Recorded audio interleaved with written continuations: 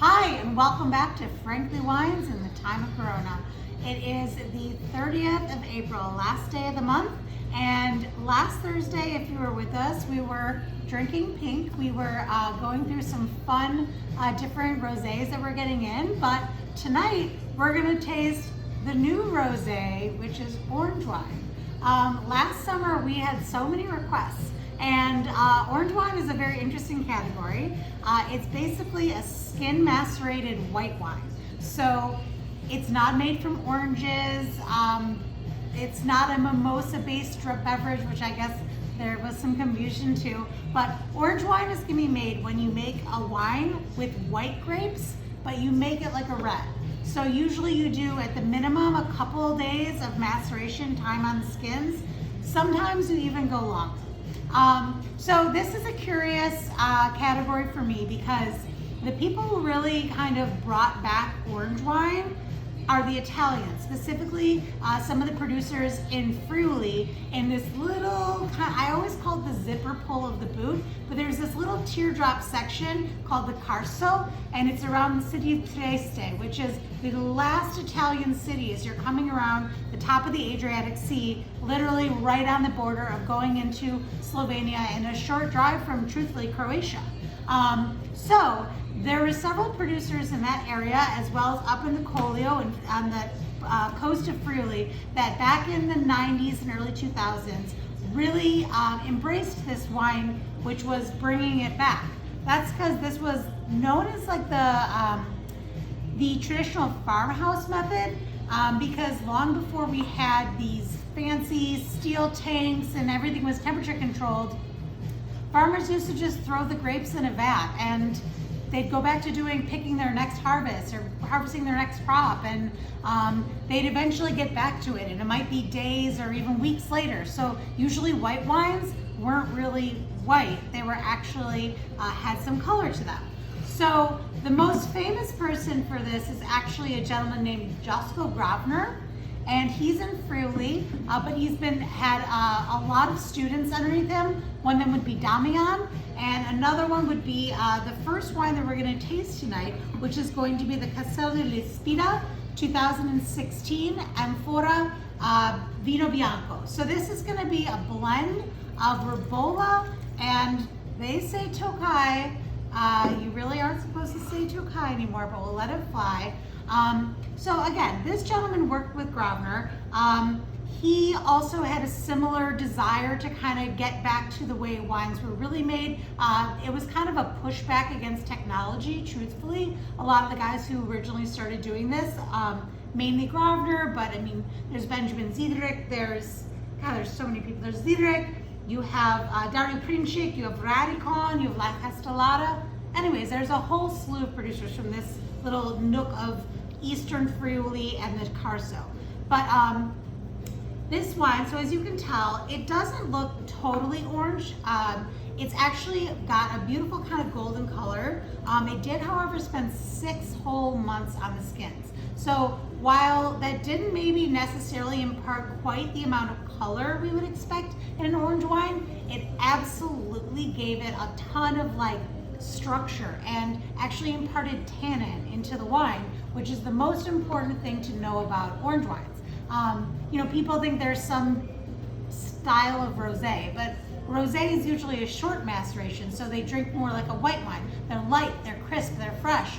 Orange wines, by contrast, spend days, weeks, months on the skins, and in doing so, they actually become very, very, they're a little drier, and they've got tons of structure, as I already said.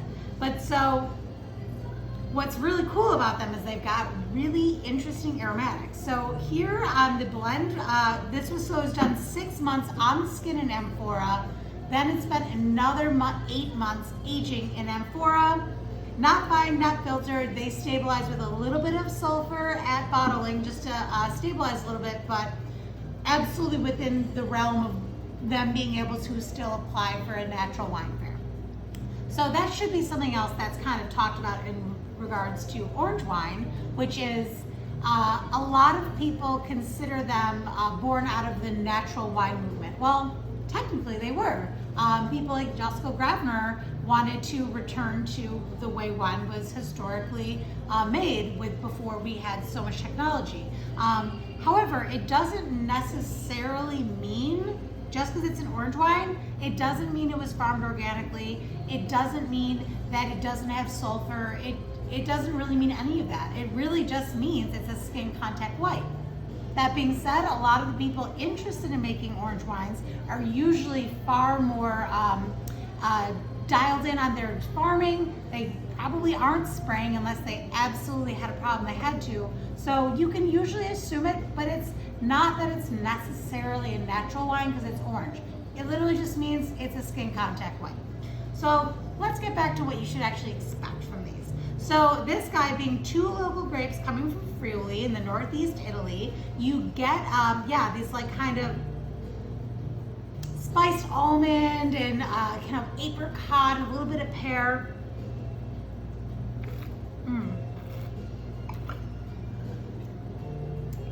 But it's got a ton of tannin to it. Like, you kind of need to eat a piece of meat, like a giant roast chicken or a big old hunk of hearty cheese or something with this guy. This is not just wine that you sit around and sip, you know, that's not this kind of orange wine place. But at the same time, it's really unique, it's very interesting. Orange wines are awesome to pour at restaurants. I poured them, being in Italian restaurants, we poured Damian, we poured other Beas and Zierick we poured as well, but we've always poured them because they were really fun, especially with like pieces of fish or other pastas. But the biggest thing about them is you don't want to serve them too cold because it completely shuts it down. It's much like you wouldn't chill down a Cabernet because it would be completely shut down, you wouldn't taste any of the fruit. You always want to kind of keep it halfway between a white wine temperature and a red wine temperature, which can be difficult to nail that. So I would say either keep it in a wine fridge that you have an area that you can keep it like 55 degrees, or a normal, wine fridge, or put it in your normal fridge that you have all your food in and just pull the bottle out a little bit before you actually plan to serve it, or put it into a decanter to help kind of bring the temperature up. But yeah, so that is a hearty white wine. But let's hop over the Adriatic coast, or technically come down south on it. So now we're gonna go to Greece, and this is an orange wine. They do it in a clear bottle, so you can very much see that beautiful color. This is Rhodiotis. Technically, it's the gray skinned Rhodiotis, just like Pinot Grigio is the gray skinned Pinot. So they make this in a method that's called Ramato, which means, well, it means it's skin macerated, but it's usually referencing this kind of copper tone. And you will find Pinot Grigio Ramatos often from Italy, which are this color. So in this situation, it's a specific strand of the grape that has both red and white qualities to it. That's what a gray is called. So this did about 35 days on the skin. As we can see here, this looks far more orange. Like, this is way more of an orange wine. We're right in kind of central mainland Greece here. So we're not off on an island, we're not on the coast, but still it gets this great like salinity. And you find that a lot with when white grapes have time to kind of sit on the skins, they really kind of pick up this salty note to them. Salty, nutty, a little bit tropical, sometimes orange blossoms, sometimes apricots, but here we definitely get those kind of salty orange blossoms, a little bit of citrus. But I can feel this only 30 days versus this 72 days. This is not nearly as aggressive. You could have some light, easy snacks with this. Like, we were joking, we would love some like frito misto. I always want frito misto apparently. But you could definitely have some like little fried fish with this. You could just be having some chips and some snacks. This is a little bit more approachable. But yeah, so this is going to be natural fermented. There's no added sulfur on this one, and also they apparently don't have a press, so everything is just the free run juice from the weight of the grapes. I don't know, it sounds like it takes a lot of grapes to make this, but it's still relatively well priced. Under $30, $25, that's a good price for orange wine. That's another thing, expect them to cost around $30 and upward. You want Grosvenor, you're gonna pay. I personally find that incredible. I mean, like, I would even pour that for a crowd. It's versatile enough. All right, our final wine we're gonna taste tonight is gonna be a local oddity. Well, local, I mean Northeast. So this is gonna be La Garagista. Deirdre and her husband make minuscule amounts of wine. They're in Vermont. So they're up in the Barnard area, and they do a lot of hybrid grapes. Hybrid grapes were, many of them were,